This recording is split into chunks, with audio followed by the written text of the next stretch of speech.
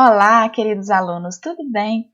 Sejam bem-vindos ao meu canal Química na Cuca. Eu sou a professora Valquíria Paiva, sou a sua professora de Química e é um prazer estar falando aqui com vocês. Na aula de hoje, nós falaremos sobre ligação iônica. Vamos aprender mais?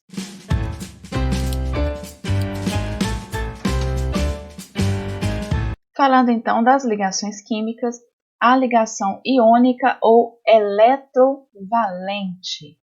Eu quero te convidar, se você ainda não é inscrito no meu canal, inscreva-se e ative as notificações, deixe seu like, tá bom? A ligação iônica ou eletrovalente também pode se chamar heteropolar. Vamos ver o exemplo clássico da ligação iônica, que é a formação do cloreto de sódio, o NaCl, nosso sal de cozinha, tão importante no nosso dia a dia. No caso do sal de cozinha, ele é formado pelo sódio e pelo cloro. Então, nós vamos estudar a formação desses íons.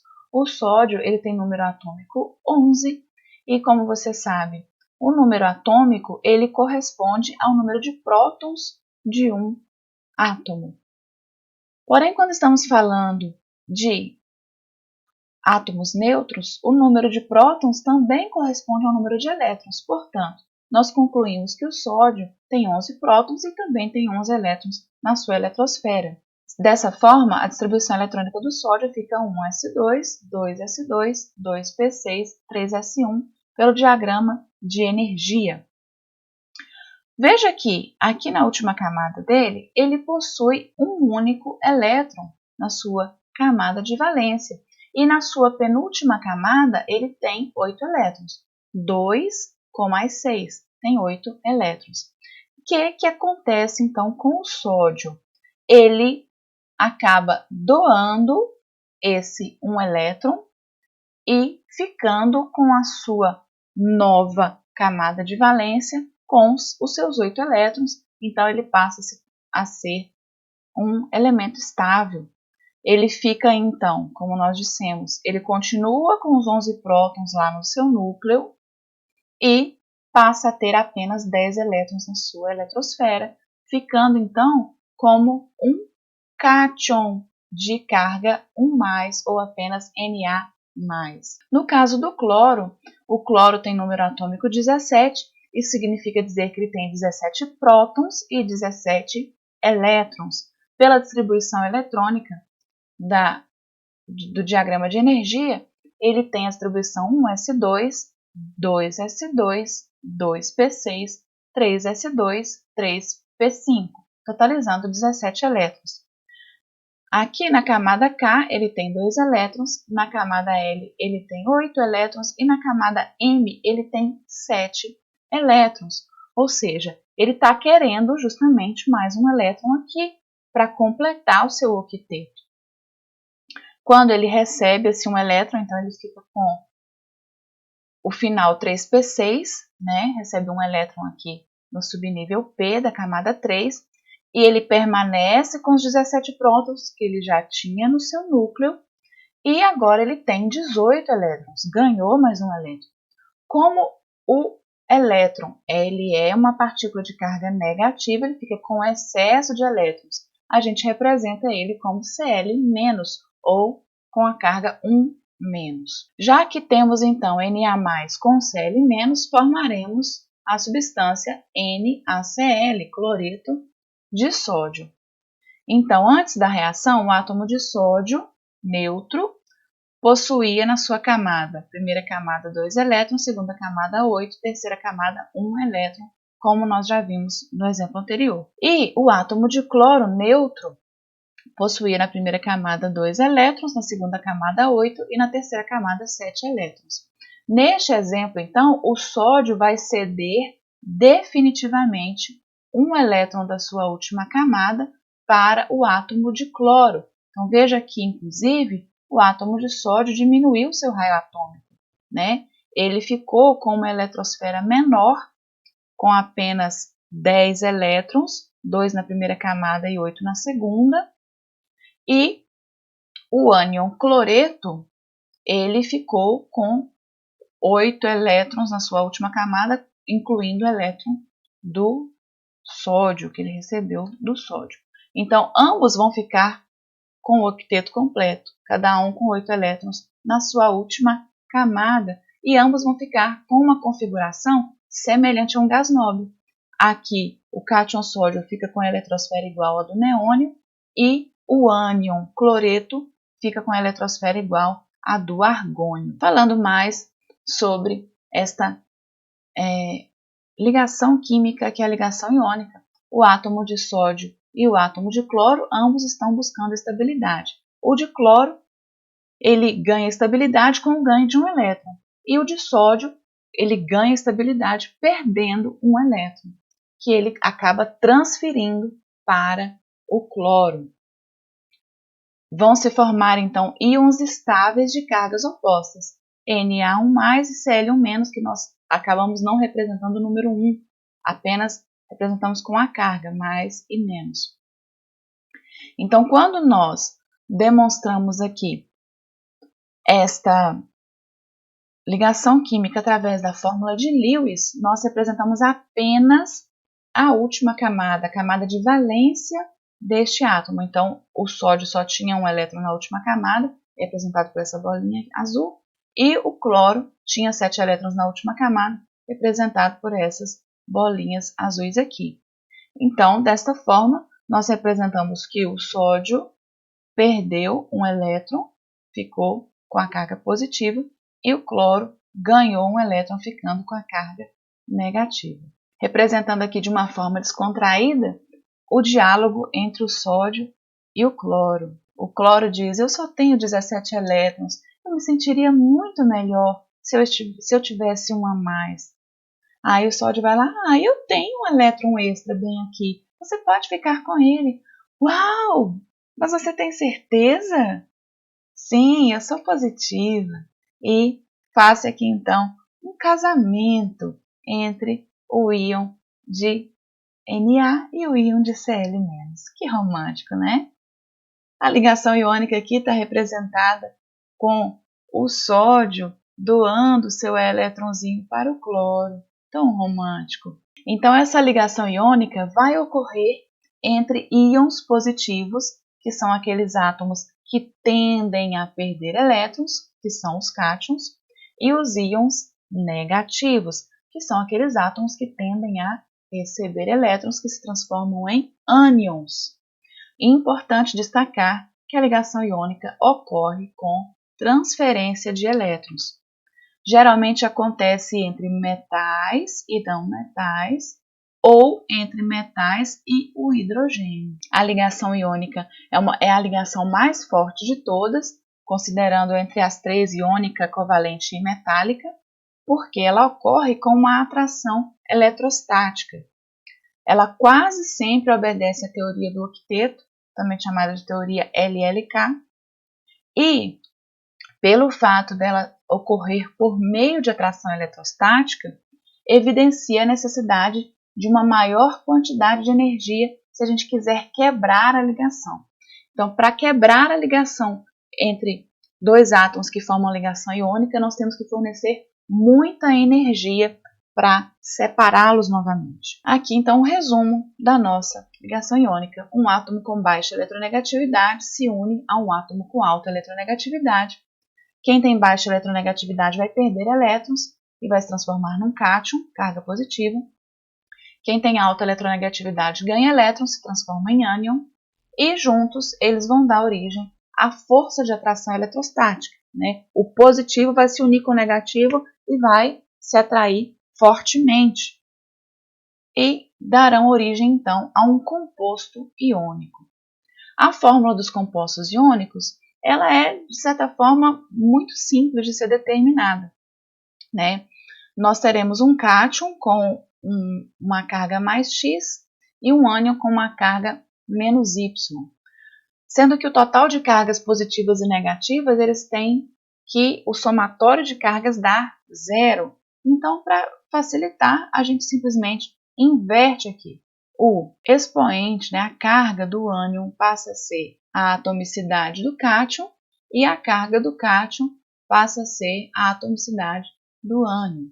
É importante nós observarmos que o número de elétrons cedidos pelos átomos de um elemento tem que ser igual ao número de elétrons recebidos pelos átomos do outro elemento. E nós temos que ter estabelecida aqui a mínima proporção entre esses átomos que se ligam. No caso aqui, do potássio e do oxigênio. O potássio tem 19 elétrons, sua distribuição eletrônica é 1s2, 2s2, 2p6, 3s2, 3p6, 4s1. A sua última camada eletrônica preenchida, ou a camada de valência, é a de 4s1. Então, ele perde esse 1 elétron, transforma-se em potássio com carga 1+. O oxigênio, por sua vez, que possui 8 elétrons, ele tem distribuição eletrônica 1s2, 2s2, 2p4, e ele tem a sua última camada 6 elétrons. Ele vai ganhar 2 elétrons, mas nós precisamos, como nós já dissemos, igualar o número de elétrons recebidos e o número de elétrons doados, né? Aqui o potássio vai doar 1, mas o oxigênio vai querer receber 2. Então, para isso, nós teremos que ter 2 potássios nessa fórmula, né? Então, aqui nós vamos cruzar a carga como está demonstrado. A carga 1, que está aqui, vem para debaixo do oxigênio. A carga 2 do oxigênio vem aqui para debaixo do potássio, ficando então com a fórmula K2O, óxido de potássio. Distribuição eletrônica de alguns átomos. Nós temos então o cálcio com distribuição eletrônica 20. Ele tem distribuição 1s2, 2s2, 2p6, 3s2, 3p6, 4s2. Veja que ele tem, então, na primeira camada 2 elétrons, na segunda camada 8 elétrons, na terceira camada 8 elétrons, na quarta camada dele 2 elétrons. Essa é a camada de valência, que vai participar das ligações químicas. O oxigênio, como nós já vimos, tem 8 elétrons, sendo a primeira camada com 2 e a segunda camada com 6. Então, o oxigênio, ele quer receber 2 elétrons. Ele não tem que ficar com 8 e ele já tem 6. 8 menos 6 dá 2. Ele quer receber 2 elétrons. E esse cálcio está querendo doar 2 elétrons. Então, nós faremos a fórmula química desse composto iônico cruzando essas cargas. O 2 vem para frente do Ca e esse 2 vem para frente do O. Como nós teremos Ca2O2, nós podemos simplificar tendo a fórmula mínima, então, óxido de cálcio, CaO. As distribuições eletrônicas aqui, vamos ver o caso do alumínio. O alumínio tem número atômico 13, com 1s2, 2s2, 2p6, 3s2, 3p1. Veja que ele tem 2 na primeira camada, 8 na segunda, e na terceira camada ele tem 3 elétrons. O oxigênio tem 2 elétrons na primeira camada e 6 elétrons na sua última camada, como nós já dissemos anteriormente. O oxigênio permanece com vontade de ganhar 2 elétrons e o alumínio quer doar esses 3 elétrons. Então, ele fica com a seguinte fórmula. A gente cruza as cargas aqui e transforma ele nos índices, né, dos elementos. Então, nós teremos aqui o Al2O3, óxido de alumínio. Mas, alguns exemplos aqui, nós temos, então, o sódio, com o número atômico 11, e 11 elétrons, consequentemente. Ele tem 2 na primeira camada, na segunda camada 8 elétrons, na terceira camada 1 elétron. E o enxofre com 16 de número atômico possui 16 elétrons, 2 na primeira camada, 8 na segunda camada e 6 na sua terceira camada. O enxofre quer receber 2 elétrons, o sódio só pode doar 1. Como que nós fazemos nesse caso? Nós teremos que ter 2, aqui o 1, né? O 1 não precisa aparecer na fórmula. Nós teremos que ter, então, 2 átomos de sódio para se ligar com o enxofre, ficando a fórmula sulfeto de sódio, Na2S.